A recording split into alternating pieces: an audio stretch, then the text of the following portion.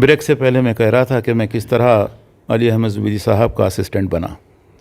ایک دلچسپ واقعہ ہے جس سے بلدیہ ہل گئی تھی. بلدیہ ایک اتنا بڑا ڈپارٹمنٹ، میرے خیال سے یو اے ای میں سب سے بڑا ڈپارٹمنٹ تھا یہ. تقریباً اس کے 70,000 تقریباً امپلائز تھے. خیر علی احمد زبیدی صاحب کو جو بھی کام میرے پاس جاتا پہلے ان کے ہاتھ لگتا. شاید میری خوشخطی ان کو پسند آ گئی. ایک بار وہ اپنے مینیجر کے سامنے بولے کہ ایک لڑکا میری نظر میں ہے، اس کو میں یہاں لانا چاہتا ہوں. ان کے جو مینیجر تھے عبداللہ سالم الدرمکی، یہ ایک ایسا خاندان ہے، ایک ایسا مدیر، تقریباً حکمرانوں کے بعد انہی کا نمبر آتا تھا. خیر جب وہ ریکویسٹ کیا میرے مینیجر سے تو میرے مینیجر صاحب تو پاکستانی تھے. کہنے لگے عمر سگاف میری جائیداد ہے، تو اس کو نہیں لے سکتا. اس نے بولا کہ بھائی دیکھ بھائی، لیکن اس کی ضرورت ہے میرے پاس. میرے پاس ایک ہی شخص ہے اور اس کو تو کیسے لے سکتا ہے؟ تو اپنے سیکشن کا انچارج ہے، میں اپنے سیکشن کا انچارج ہوں. اس کو یہ بات اچھی نہیں لگی کیونکہ نیچے سے اوپر تک انہی کا خاندان بلدیہ میں ایک سے ایک منصب پہ فائز تھے. 2-4 دن میں، کیونکہ ڈائریکٹر آف بلدیہ خود احمد درمکی تھے، ایک آرڈر نکالنے لے آیا. ایک آرڈر نکلا کہ آل آف 27 سیکشنز جو ہمارے بلدیہ میں تھے ان سب کا ان کو مینیجر بنا دیا گیا، علی احمد زبیدی صاحب کے مینیجر کو. اس نے کہا کہ اب میرا کوئی حکم نہیں ٹل سکتا. خود ہمارے مینیجر سے کہنے لگے تو بھی میرے انڈر میں ہے. خیر بھائی اٹھا کے لے گئے. علی احمد زبیدی کے ٹیبل کو لگ کے میرا ٹیبل تھا. ایک عظیم شخصیت، یہ میرے نصیب سمجھوں گا میں کہ ایک ایسی معمر شخصیت اور قابلیت کے اعتبار سے میں نے کبھی ایسی شخصیت نہیں دیکھی تھی.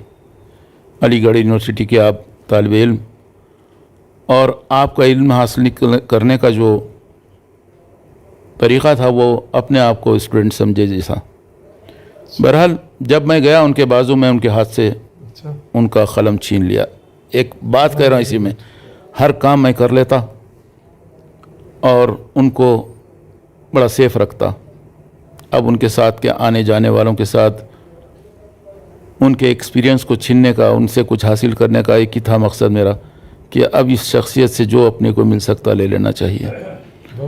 کافی میں نے ان سے سیکھا اور اپنی سروس کے 7 سال ان کے ساتھ کام کیا.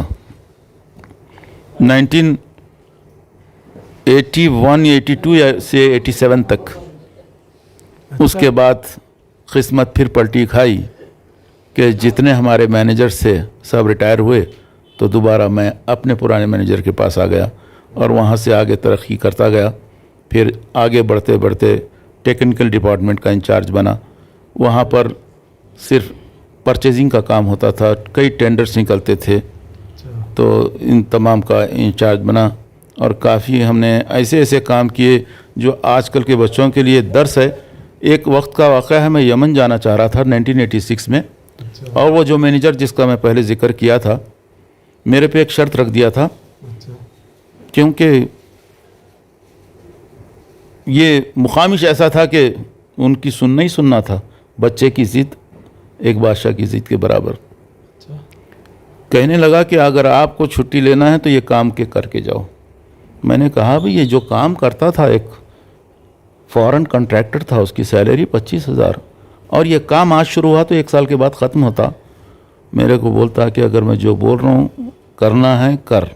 اس کے بعد پھر چیلنج کیا میرے کو کہ میں کافی، کیونکہ 1 2 4 نہیں ہزاروں ریکس ہوتے تھے اور ان ریکس میں ایک ریکس میں کم سے کم 500-600 کارڈ ہوتے تھے. امتحان تھا، تو ایک امتحان ہی نہیں، ناممکن چیز تھی. اور میں ویزا لے چکا تھا یمن کا اور مجھے جانا ہی جانا تھا. علی زبیدی کے پاس میں آ کے بولا علی چچا ایسا صاحب بول رہا ہے انہیں. بولے کیا دشمنی ہے تم سے؟ بولا کچھ نہیں, میرے بھائی سے کچھ تکرار ہوئی شاید بڑے بھائی سے جو ہمارے ورک شاپ میں فورمین تھے, ان سے کچھ چل گئی تھی. جب اس کو پتہ چلا کہ میں جعفر سگاف کا بھائی ہوں تو وہ سارا مجھ سے نکالنے لگا. ایسی شرطیں رکھ دیا کہ میں کچھ کر بھی نہیں سکتا. علی زبیدی کو جھڑکیاں دے دیا اور پھر ہمارے مینیجر کو بولا تو قریب میں نہیں آنا. اور جب بھی میں التجا کرنے جاتا میرے کو بولتا تھا کہ کام کرنا ہے تو چھٹی لینا تو کام کرنا. اب بارزیک وہ کام نا مطلب بسم اللہ شروع کرو تو ایک بگ پین آتا تھا جس میں 50 پین ہوتے تھے ایک ڈبے میں. میں نے قلم ختم ہوتے ہوئے نہیں دیکھا تھا کبھی, یا تو چوری ہو جاتا یا دوسرا نکالنا پڑتا تھا ڈیسک سے. میں نے وہ ڈبوں میں سے 50 پین ختم کیے. دونوں ہاتھوں میں میرے انگلیوں میں قلم اتر گئے تھے. 1 سال کا کام 1 ہفتے میں کیسا کیا ہوں گا اس کا آپ اندازہ لگا سکتے ہیں. لیکن مجھے اس مینیجر نے ایسے نہیں چھوڑا. ختم بولے نہیں ہو سکتا. ہماری آفس میں آئے, علی زبیدی بیٹھے تھے بیچ کی سیٹ پہ. بولے شیبے عمر سگاف کا کون ہیلپ کیے؟ بولنے لگے کوئی ہیلپ نہیں کیا. بولا پوروں کو فنش کر دوں گا. صحیح بتاؤ. کچھ ملباری تھے کانپنے لگ گئے, اسٹاف پورا کانپنے لگا. یہ کیا ظلم ہے یار, ایک تو اتنا ظلم ڈھایا عمر سگاف کے اوپر, اب بولتا ہے کہ بولو کون ہیلپ کیے. اب وہ ٹھنڈا ہوتا ہی نہیں تھا. میں نے اس کے اسسٹنٹ کو جا کے بولا کہ بھئی عبدالحمید مصری تھا, اسٹورز کا انچارج تھا, ایسی بات ہے. انہوں نے بولا میں بات کرتا ہوں. گیا بات کیا تو عبدالحمید کو مینیجر بولتا ہے کہ جا کے دفتر چیک کرو. دفتر جیسے آپ لوگ دیکھے ہوں گے ملباریوں کے اکثر وہ اپنے مارواڑیوں کے بیگم بازار میں دیکھا کرتا تھا بچپن میں جب دکان چلاتا تھا, تو کھلتا تو دونوں طرف ایک لمبائی ہوتی تھی جی, کور ہوتا تھا ریڈ اس کے اوپر سلوئی کا. ویسے دفتر ہوتے تھے 20-25, میں نے کتنے لکھا نہیں معلوم ہے, ایک میں 25-30 ہزار اسپیئر پارٹس آتے تھے. کب خریدے, کتنے میں خریدے, کتنا صرف ہوا, بچ گیا تو کتنا بچا تو اس کی کتنی پرائز ہے, یہ ساری فارمیلٹیز پوری کرنی تھی. جو ایک اکاؤنٹنٹ کی ہوتی تھی اس کا تنخواہ 25,000, پی ٹی جارج اس کا نام تھا, فارن کنٹریکٹر, سکن فری, رہنا فری, سال میں ان کی پوری چینجز ان کے ہو جاتی تھی. خیر بھائی یہ سارا کام ہونے کے بعد بولتا عبدالحمید تو جا ایک دفتر چیک کرنا, اگر کسی جگہ میں رائٹنگ اختلاف ہوئی آ جانا میرے پاس, تو پھر میں دیکھ لیتا ہوں. مصری جا کے بولا میری زندگی میں نہیں دیکھا, گلابی گلاب ہے پورا. کیا بول رہا, یہ کیا بول رہا تو؟ بولے ہاں میں جو دفتر کھولتا ہوں اس کے خط کو نظر لگ رہی ہے. بولے یہ بات ہے, صحیح بول رہا ہوں؟ بولے بالکل صحیح بول رہا ہوں. میرے کو بلایا, عمر سگاف کو بلاؤ. گیا میں, کیا چاہیے؟ بولے میرے کو چھٹی چاہیے. کتنے دن؟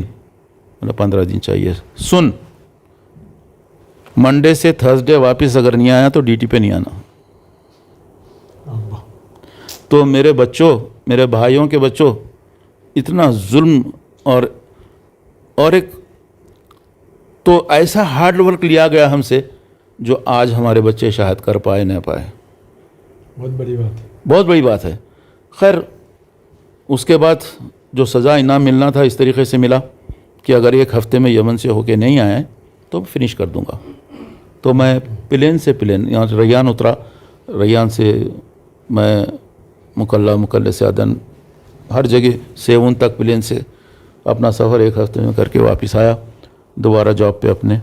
تو اس کے بعد اللہ کی کرنی ایسی ہوئی کہ الین میں ایک طوفان آیا تھا, سنے ہوں گے آپ لوگ.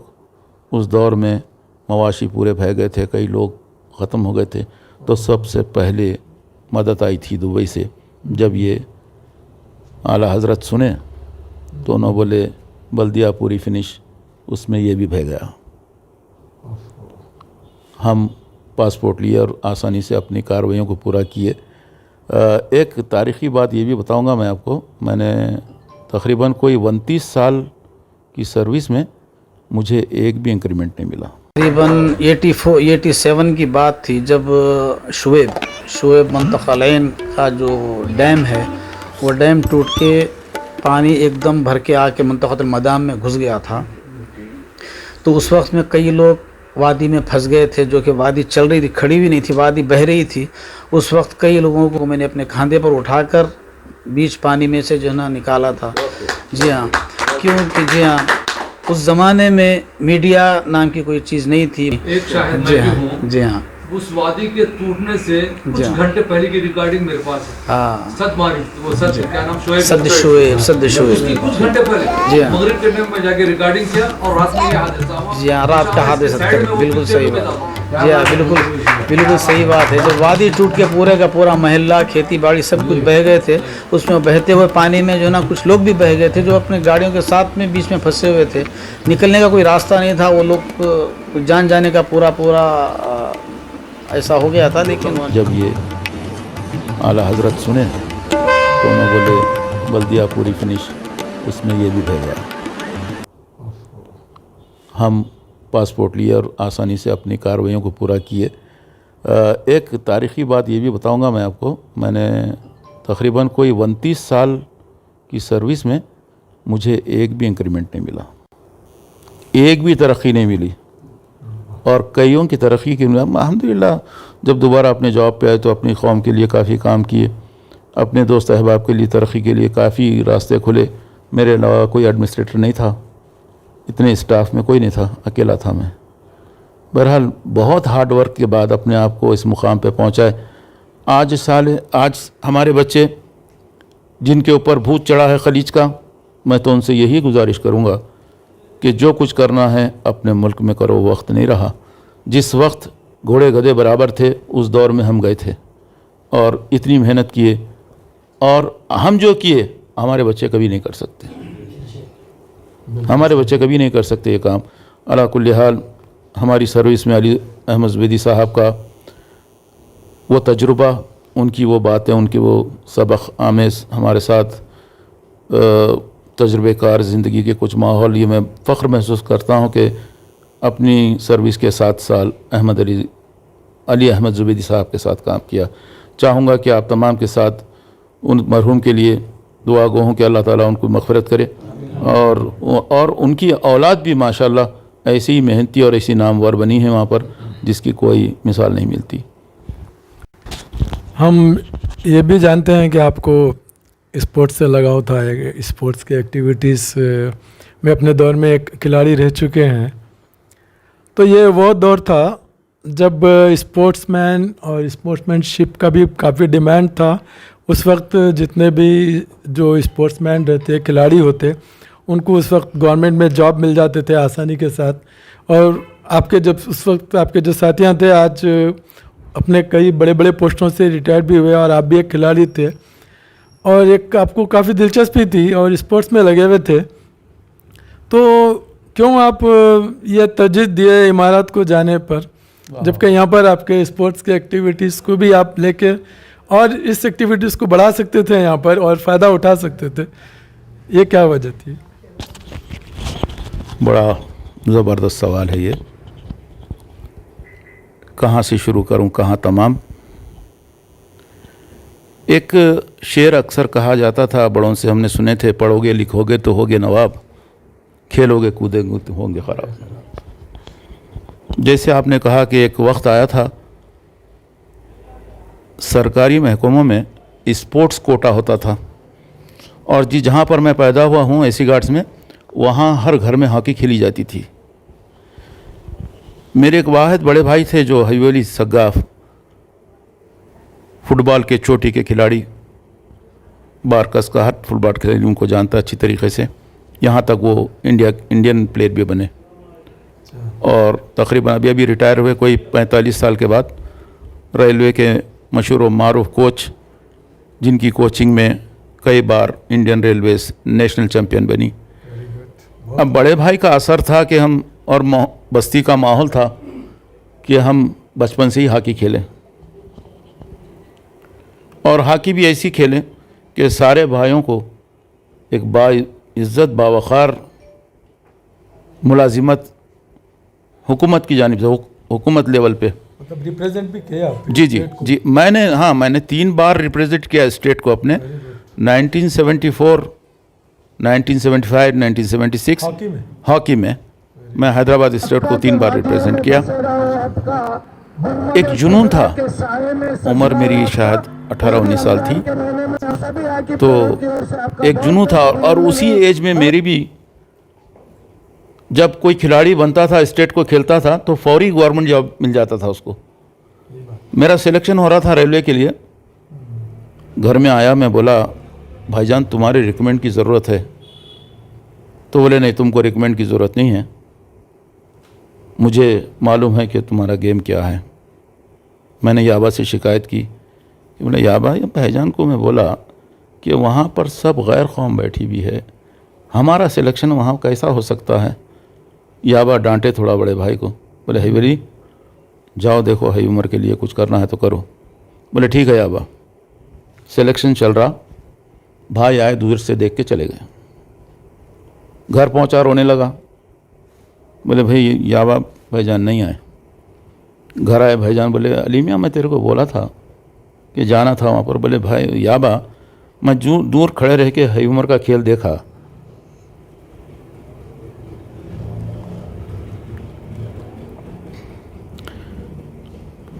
بھائی بولے کہ میرے بھائیوں کو ریکمینڈ کی ضرورت نہیں ہے.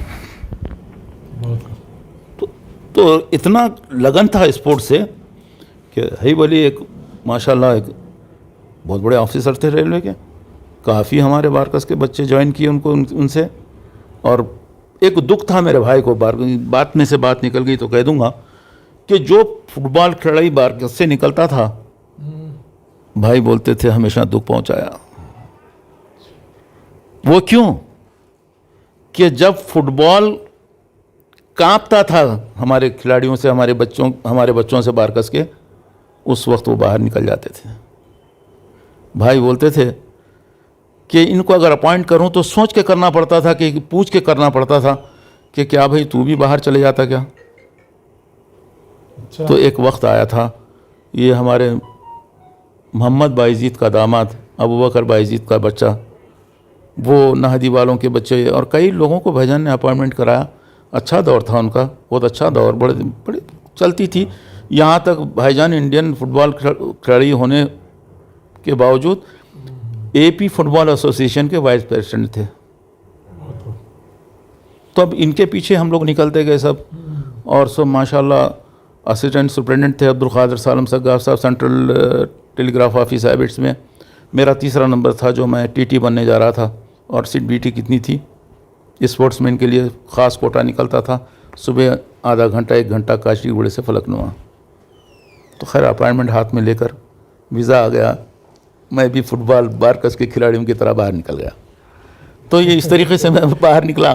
لیکن ایک چیز بڑی ستائی میرے کو کہ میں عروج پہ پہنچا تھا ہاکی کے, چھوڑنا پڑا. یہ دکھ تھا میرے لیے کہ میں آگے نہیں بڑھ سکا. اور آج میرے تمام بھائی آپ دیکھیں گے باہر جانے کا میں رب العزت کا شکر بھی ادا کرتا ہوں, ایک افسوس بھی کرتا ہوں. کسی بھائی کی تنخواہ 1 لاکھ سے کم نہیں ہے جو اب جاب پر ہیں. اور محمد کا تو یہ حال ہے, اکاؤنٹ جنرل آفس میں سینئر آڈیٹر ہونے کے ناطے اساتذہ کے اتنے دعائیں اللہ نے ہم کو دلائے ہیں کہ ہم بیان نہیں کر سکتے. کیونکہ آج انڈیا میں سب سے بڑی آفس جو ہے میری ہے, جس کا نام ہے principal accountant general, controller auditor general of India, جو کہ ہر محکموں کا تعلق میرے آفس سے رہتا ہے. تو الحمدللہ جو ہے نا, اور میں آج آفس کا بھی نام کافی روشن کر چکا ہوں. اور آج as a senior auditor S G office میں ہوں میں. اور دعا کر دیجئے آپ کہ اللہ تعالیٰ جب تک رہے میرے کو ایمان پہ رکھے, اور جب میرا وقت آئے ایمان پہ خاتمہ کرے. اکاؤنٹ جنرل آفس میں سینئر آڈیٹر ہونے کے ناطے پولیس تو ہاتھ میں اس کے, کیونکہ اکاؤنٹ جنرل میں سارا اپنا حساب کتاب انہی سے ہوتا ہے. سب سے چھوٹا بھائی محمد, اس سے اور ایک بڑا محسن جو میرے ساتھ ہے, وہ بھی بہترین ہاکی کھلاڑی تھا, لیکن میں اس کو وہاں بلا لیا. اس سے اور اونچا ہمارے پاس 5ویں نمبر پہ عثمان ہے, بھارت ہے الیکٹریکل میں, 1,05,000 تنخواہ ہے اس کی. اب ریٹائرمنٹ ہونے والا ہے. تو بولنے کی بات یہ ہے, کھیلو گے کودے گے ہوں گے نواب, پڑھو گے لکھو گے تو ہوں گے خراب. یہ اس دور کا الٹا شعر بن گیا تھا. تو یہ بہت بڑی کہانی ہے میرے بھائی. اور پھر اس وقت ہوتا ایسا تھا اور بھی آج تک بھی ہوتے آ رہا ہے یہ کہ جب تک ہمارے اپنی قوم کا بچہ لوہا نہیں منواتا انڈین ٹیم میں نہیں آتا. محمد بھائی یہ جو تصویر بھیجا ہوں آپ کو یہ میرا چھوٹا لڑکا ہے حبیب حمزہ بن محمد السگاف جو کہ یہ نیشنل پلیئر ہے اور اس نیشنل ٹیم کا کوچ میں ہوں. الحمدللہ یہاں پر کامیابی اللہ نے دلائے ہیں. میں ٹیم کا کوچ ہوں اور میرا لڑکا ٹیم میں ہے. یہ آپ کو ایک چھوٹی سی تصویر پیش کیا ہوں. انڈین ٹیم کو کوئی مسلمان کھیلنا بہت مشکل ہے. اب یہ جو ہم دیکھ رہے ہیں کہ نوجوان ایک ہے سراج اور ایک ہے سمیع، میں یہ سمجھتا ہوں کہ پہلی بار 2 مسلمان ایک ساتھ ہماری ٹیم میں آئے اور اسپورٹس سے کیونکہ میرا گہرا تعلق ہے، چاہے اسپورٹس کوئی بھی ہو میں اس سے زیادہ تعلق رکھا ہوا ہوں بہت. تو ہمارے گروپ میں اکثر ایسا ہوتا ہے کہ اگر کسی کو اسپورٹس سوال پوچھنا ہے تو آؤ ذرا. کبھی ایسا نہیں ہوا سوائے فوٹواں ڈالتے ہیں اور شروع ہو جاتے ہیں کہ ابھی شروع ہو جاؤ. جیسے کل ایک فوٹو آئی تھی اور پھر بارش دیکھ جو شروع ہوا ہے آدھا ٹائم پورا انٹرٹینمنٹ کا پورا وہ لے گیا. تو جتنا کہا بولا جائے برداشت گروپ کے لیے، برداشت گروپ کے آنے والے جنریشن کے لیے بہت کم ہے وقت. جیسے کہ آپ نے شروع میں کہا کہ کتنے ایپیسوڈ ہوں گے ہمارے، بہت ہوں گے. محمد علی زبیدی جو بچپن کا ایک حرفن مولا شخص ہے اس کے بارے میں اگر میں کہتا جاؤں تو وقت کافی نہیں ہے، وقت کافی نہیں. آپ جو ہے برداشت گروپ کا ذکر کریں اور گروپ کے جو ایکٹیویٹیز ہوتے ہیں یہ ایک بنے بنائے ہوئے ایک پرنسپل ایک اصول بنے ہوئے ہیں. اس پر آپ کی کیسا 24 گھنٹے نظر رہتی، کتنا آپ ٹائم جو اس پہ اسپینڈ کرتے ہوئے اس تمام ایکٹیویٹیز کو؟ میں نہیں سمجھتا کہ کوئی ایک آدمی کا کام رہتا ہے جو تمام ایکٹیویٹیز کے اوپر نظر رکھے. تو آپ اس پہ نظر رکھنا اور پھر جو لوگوں کے گروپ میں ایکٹیویٹیز اچھے ہو کے آتے ہیں ان کی حوصلہ افزائی کرنا، اور پھر اس کے ساتھ ساتھ اور بھی تمام چیزوں کے بارے میں آپ جو رکھتے ہیں، اینکرنگ کرتے ہیں. تو جو ایک سلسلہ شروع ہوا ہمارا جو انٹرویوز کا سلسلہ، جس کی آج ایک بہت اہم کڑی ہو رہی ہے اس انٹرویو کی، جس کو میں خود بھی محسوس کر رہا ہوں. تو جب آپ کو یہ معلوم ہوا کہ اب ہم کو اپنے لوگوں کا انٹرویوز لینا ہے تو آپ اپنے طور سے مینٹلی آپ کیسے پریپیئر ہوتے ہیں اس انٹرویو لینے کے لیے، ان کو بتانے کے لیے اور پھر اس کے پیشکش کے لیے، اور اس جو ایک بڑا گیپ آیا ہوا ہے ہمارے تمام لوگوں کے بیچ میں، ان سب چیزوں کو احاطہ کرنے کے لیے یہ ایک بان اینکر کا کام آتا ہے. یہ آپ ایکٹیویٹیز کہاں سے سیکھیں اور یہ کیسا آپ اس کو مینٹین کرتے ہیں تمام چیزوں کو؟ ویری انٹرسٹنگ کوشچن ہے یہ. تو میں ایک بات سے آپ لوگوں کو واقف کراتا چلوں کہ برداشت گروپ کا جو مقصد تھا اور برداشت گروپ کے بنیادی وجہ جو تھی، محمد علی زبیدی کا ایک مقصد تھا کہ ہماری خاندانی گیدرنگ ہو. پھر آہستہ آہستہ اس کی تفکیر بڑھتی گئی. اس نے سوچا کہ کیوں نہ میرے اسکول کے زمانے کے دوست میرے ساتھ ہو جائیں. ایک ایک کو چنتا گیا. تو میں اکیلا ہی چلا تھا، میں تو اکیلا ہی چلا تھا جانب منزل. لوگ آتے گئے اور کارواں بنتا گیا. میرے بھائی، میں ڈائریکٹ مدعے پہ کیسے آ جاؤں کہ ہم نے برداشت گروپ کے لیے، اس کے قوانین کے لیے جو شعر اب کہا گیا وہ قدم بقدم ہوتا گیا اور آپ جیسے دلچسپ بھائیوں کو ایک جا کرنے میں کامیاب ہوئے. اور کامیابی سے اس گروپ کو لے کے چلنے کی جو اپنے آپ کی قربانی دیے ہیں، برداشت گروپ کو اور ان کے تمام اولاد، اپنے بچوں میں یہ بات پہنچنی چاہیے ہم نے کتنی بڑی قربانی دی ہے. ریٹائرمنٹ کے بعد میں نے اپنی پوری لائف برداشت گروپ کو اس کے حوالے کر دیا. میں نے یہاں تک میرے دوست احباب کہتے ہیں سب سے اولین شخصیت محمد عوض بارزیک جو میرے سامنے ہیں اس وقت، عمر بھائی تھوڑا آرام بھی کر لیا کرو، اکثر لائن پہ آ کے کہا کرتے ہیں. لیکن बर्दाश्त जो नाम है ये हर आदमी बर्दाश्त करना उसके बस की बात नहीं है। पहले मैं और ख़ुद मेरा सदर उस स्विच को ऑफ कर दिया है जिससे गुस्सा नाम की कोई चीज़ हर एक मेंबर को बर्दाश्त करना, ये सबसे बड़ी हमारी कामयाबी रही। देखिए, किसी भी इदारे के बनने में अगर वो नज़्म व ज़ब्त से चलना है तो बर्दाश्त ग्रुप से मिसाल लेनी होगी। आज जिस उरूज पे ये बर्दाश्त ग्रुप पहुंचा है, जिसमें आप दोनों भाइयों का भी बड़ा दखल है और मेरे जो साथी हैं मेरे सामने बैठे हैं, इन सब का दिलो जान से इन लोगों ने हमारा साथ दिया। ये एक बड़ी वजह है जो आज हमारी कामयाबी और हमारे ग्रुप को कायम और दायम रखने में बहुत बड़ा हमने अपने आप को। लोग समझते हैं कि उमर सग्गाफ़ी 24 घंटे इस ग्रुप के पीछे रहता है, ऐसी बात नहीं है।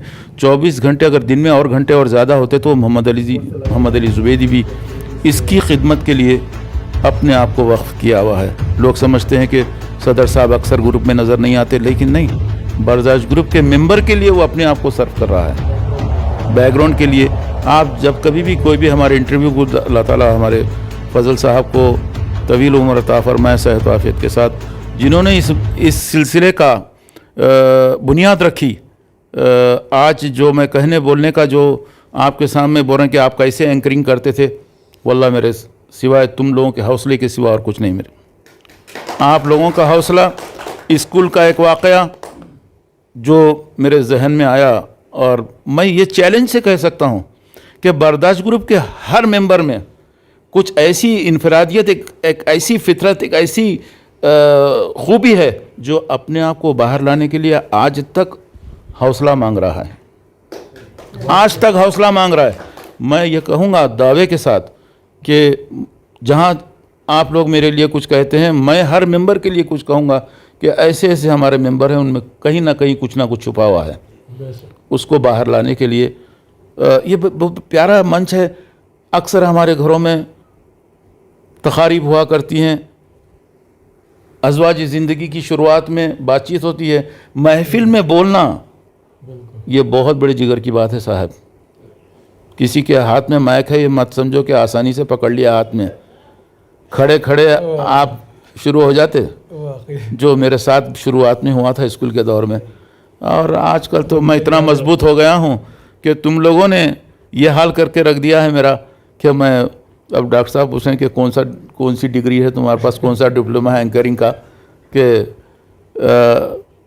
खैर बात को बहुत दूर तक ले जाता हूँ। बर्दाश्त ग्रुप में आप तमाम का ताउन मेरे लिए बाइज़ हौसला है और मैं करता रहूँगा, और जब तक हमारी अपनी जिम्मेदारी हैं उसको निभाएंगे। बागे मेरी काफ़ी उम्मीद है आने वाले हमारे बच्चे इस ग्रुप के मेंबर। बल्कि आप लोगों को एक खुशखबरी अगर मैं सुनाऊं तो बहुत अच्छा होगा कि आप लोग सुन के ताजुब करेंगे कि एक मिनी बर्दाश्त ग्रुप भी है। बहुत तालियां। आइए आज हम आपकी मुलाकात कराते हैं मोहम्मद ज़ुबैर साहब, मिनी बर्दाश्त ग्रुप के सदर। अहलन व सहलन, आपका इस्तकबाल है बर्दाश्त ग्रुप में। सबसे पहले आपने बर्दाश्त ग्रुप को देख के खुश हुए और बर्दाश्त ग्रुप की एक्टिविटी से मुतासिर होकर अपने एक ग्रुप मिनी बर्दाश्त ग्रुप बनाया है, उसके मैं आपको मुबारकबाद देता हूँ। हम बर्दाश्त ग्रुप तो कभी डॉक्टर साहब के उस पर देखते थे जी कि हम हमारी महफिल में कभी डॉक्टर साहब बैठे हुए रहते थे, तो एकदम सडन कोई मैसेज आता तो अरे नहीं मेरे को ग्रुप में जाना है बोल के डॉक्टर साहब उठ के चले आते थे। तो मैं पूछा लोगों से कि ये क्या तो भी है ग्रुप, क्या तो भी है जो डॉक्टर साहब इतनी अहमियत दे रहे हैं वो ग्रुप को, जो हमारे पास बैठते हुए हालांकि हमारी महफिल गर्म है उसके बावजूद भी वो महफिल छोड़ के चले जा रहे हैं डॉक्टर साहब। उसके बाद मैं पूछा कि ये क्या तो भी है भाई, बर्दाश्त है क्या, हमारे को तो नॉलेज नहीं है। फिर हम डॉक्टर साहब को मिल के पूछे बर्दाश्त क्या मायने क्या है भाई, तो डॉक्टर साहब बोले कि हमारे सदर बहुत आलीशान सदर है और नायाब सदर तो पूछिए मत, अल्हम्दुलिल्लाह।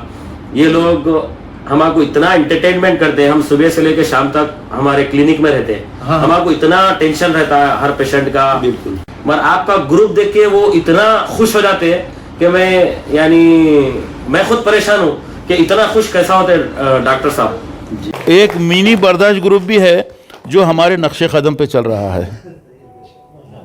हालांकि 10-15 हैं वो बच्चे, लेकिन हमने उनको काफ़ी हौसला दिया। उनकी भी हाँ बर्दाश्त आलमी सतह पे है। ये आलमी सतह पर पहुंचने की मैं सारा सेहरा हमारे सदर साहब को और हमारे डॉक्टर फजल साहब को दूंगा, जिन्होंने बर्दाश्त को कहाँ से कहाँ पहुंचाया।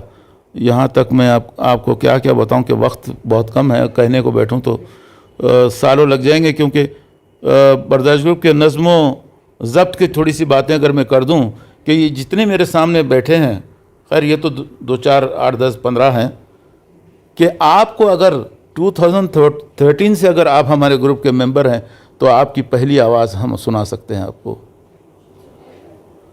दुनिया की तरक्की के हिसाब से कई एक हार्ड डिस्क निकले हैं।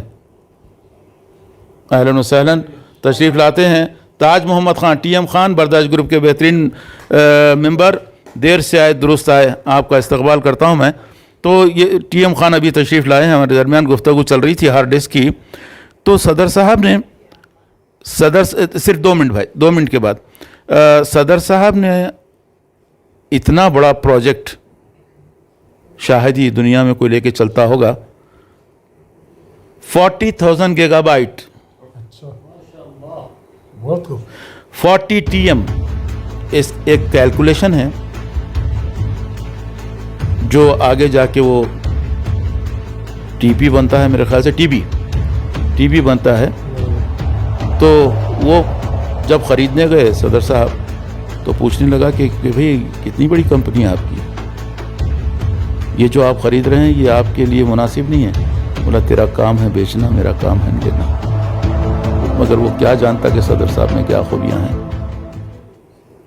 तो मैं आपसे ये बात चैलेंज है मेरी कि ऐसा ग्रुप और ऐसा सदर और ऐसे मेंबर ढूंढोगे तो नहीं मिलेंगे। वो जो एक शेर है, ढूंढोगे अगर मुल्कों मिलने के नहीं नायाब हैं हम। तो ये कहते हुए मुझे फ़ख्र महसूस होता है कि वाकई ग्रुप आज उस मुकाम पे पहुंचा है कि डॉक्टर इफ्तिखार उनको किसी तारीफ़ या उनकी पहचान के लिए बस्ती बारकस के अलावा ये बर्दाश्त ग्रुप के हवाले से ऑल ओवर दी वर्ल्ड जहाँ जहाँ हमारे मेंबर हैं वो उनको दुआएं देते हैं। आज प्रोग्राम की तकरीब में भी सदर साहब ये जो उनकी अपनी प्लानिंग थी वो भी बड़ी कामयाब थी। आज उनको सेहत के फूल पहनाए गए।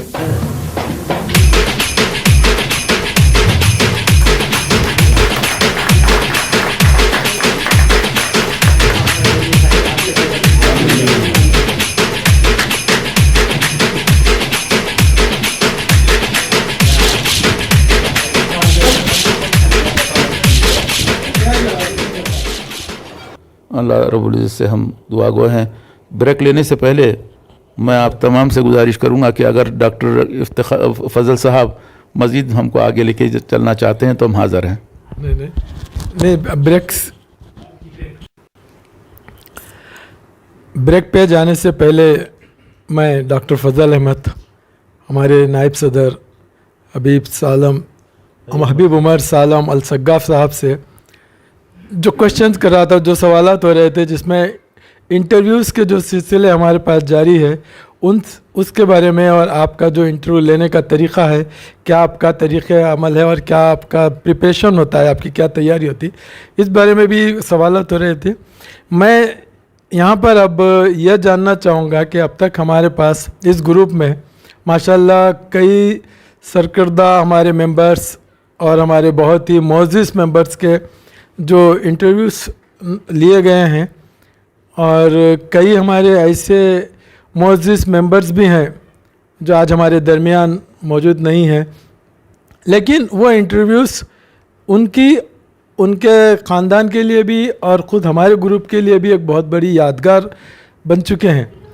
तो मैं यह जानना चाहूँगा कि जो आप इंटरव्यूज़ लिए हैं उन अहम अजीम शख्सियतों के भी इंटरव्यूज़ लिए हैं, हमारे जिसमें असातिज़ा कराम के भी इंटरव्यूज़ लिए हैं, कोई ऐसा इंटरव्यू जिससे आप उसके अनमिट नुकुश आपके जहन पे अभी तक छाए हुए हैं या जिससे आप ज़्यादा मुतासिर हुए हैं, ये ऐसे इंटरव्यू जो रहे हैं जिसको आप बहुत ज़्यादा वो आपकी याद में शामिल रहे हैं, ऐसी उन इंटरव्यूज़ के बारे में आपके क्या तासुरात हैं? इंटरव्यू शुरू होने से पहले मेरा ये तासुर था कि क्या पूछा जाएगा और मुझे क्या बोलना चाहिए, लेकिन एक ऐसी शख्सियत है ये, इनकी ज़िंदगी में इंटरव्यूज़ क्या, हर लेक्चर या फिर हर एक किसी भी किस्म का फंक्शन हो तो बीच की सीट डॉक्टर फजल अहमद साहब की होती है। ये मेरे लिए एक दर्स है। इंटरव्यू लेने का सिलसिला जहाँ से शुरू हुआ वो तो खैर हर एक आया है, हर एक के सामने ये बात कि डॉक्टर फजल की ये कोशिश रही। जहाँ तक इंटरव्यू लेने का सवाल है, मैं तो ये बात बोलूँगा, जैसे पहले भी बोल चुका हूँ, कि हर एक में खुदादा सलाहियत है जिसको निकालने के लिए अभी तक हौसला नहीं मिला मेंबरों को। ये आप तमाम की हौसला अफजाई है कि मैं इंटरव्यू लेने में कामयाब हुआ और आप लोगों को पसंद आया। हज़ारों ख्वाहिशें ऐसी कि हर ख्वाहिश पे दम निकले, बहुत निकले मेरे अरमा, फिर भी कम निकले। इंटरव्यू लेने में जहाँ मैं घबराया गया वो 2 मुकामात थे। एक मुकाम जहाँ पर मरहूम शेख अबू बकर बिन अबूद बावज़ीर, जो एक ऐसी शख्सियत थी हमारी जमात में, ऐसी शख्सियतें पैदा होना बहुत मुश्किल है।